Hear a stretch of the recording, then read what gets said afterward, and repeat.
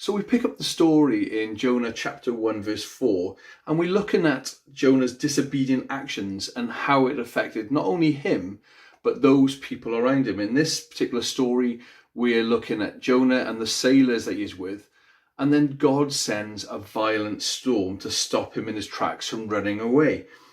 And this got me thinking, we need to pay careful consideration to our own disobedience and the choices that we make, because every choice carries a consequence. Every choice, every decision, not only to us, but to those that are around us. Subsequently, we also then read as it moves on in chapter 1 verse 12 that Jonah asked the sailors to throw him overboard. And then by chapter 1 verse 15, they obliged, because it got that crazy.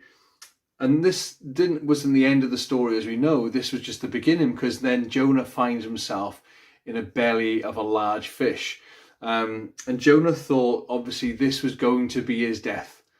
But God sent an unlikely boat, a rescue boat, because God doesn't change his plans, even when we change our minds.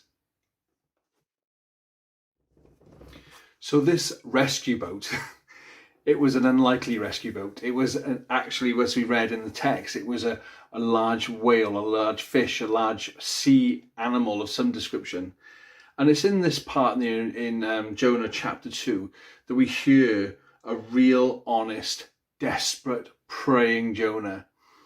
I mean, he even details in here the seaweed around his head. And I just was thinking, it is amazing the details that you remember in your point of grief, in that point of calamity. You remember all sorts of strange things. And that's documented here, the seaweed wrapped around his head. But it also prompted a really honest repentance, a really honest heart of gratitude from Jonah, a real honest humility. This is where the real Jonah came through, when he was down on his luck, down on his knees, in a position of just no hope. We see the real deal. We see the real Jonah, and we hear his prayer. And I want to encourage each of us tonight that we don't just wait until our lives maybe ebbing away, as it said in the text with Jonah, as his life was ebbing away. We don't wait the same way that Jonah does before we put things right with God. If God has told us to do something, no matter how hard it is, I would just ask that you would just pray, and you would not allow pride and selfishness have the last word in your life. Just allow just the gratitude of how he has saved you to bring you to a place of repentance and a place of honest, humble obedience.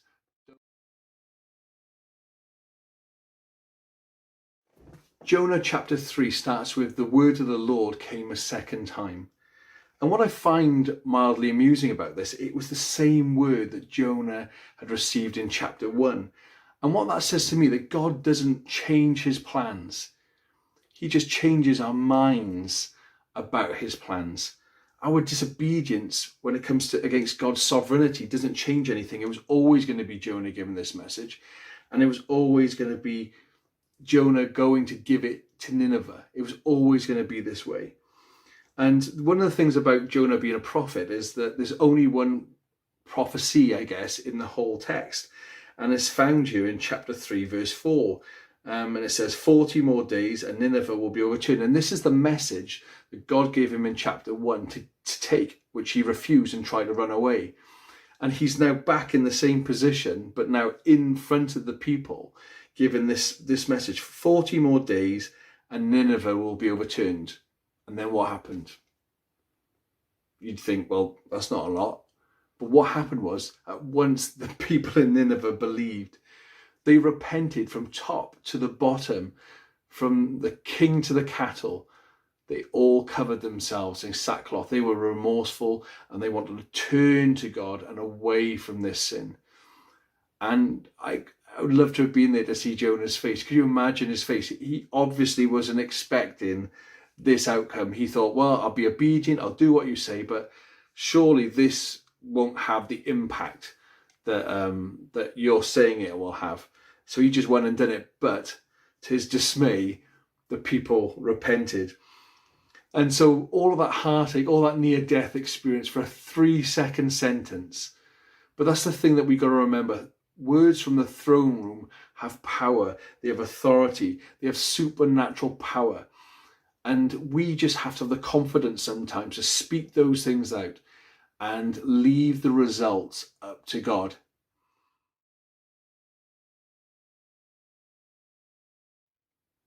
So we've now crashed through Jonah chapter 4, and we see a very angry and disgruntled and annoyed Jonah. In fact, he wants to die. He does not want to share God with these heathen people, these people who are not like him and not like his people. And my plea today to us as a people of God is that we will not be like Jonah, that we won't be so precious about God that we won't feel he is exclusive to us, that in fact we see that God is for everybody, and we actually believe it and we live that out. He is for everyone, no matter what age, what stage, what background. He is absolutely 100% for everyone. And we are not to keep him precious and contained in a box. We are to share it and take it to the world, and to tell people that their sins can be forgiven, that there is a God that loves them and is coming for them if they would only open their eyes and turn from their sins. There's no shadow you won't light up, mountain you won't climb up, coming after me. Yeah. There's no wall you won't kick down, lie you won't tear down, coming after me. Yeah, again.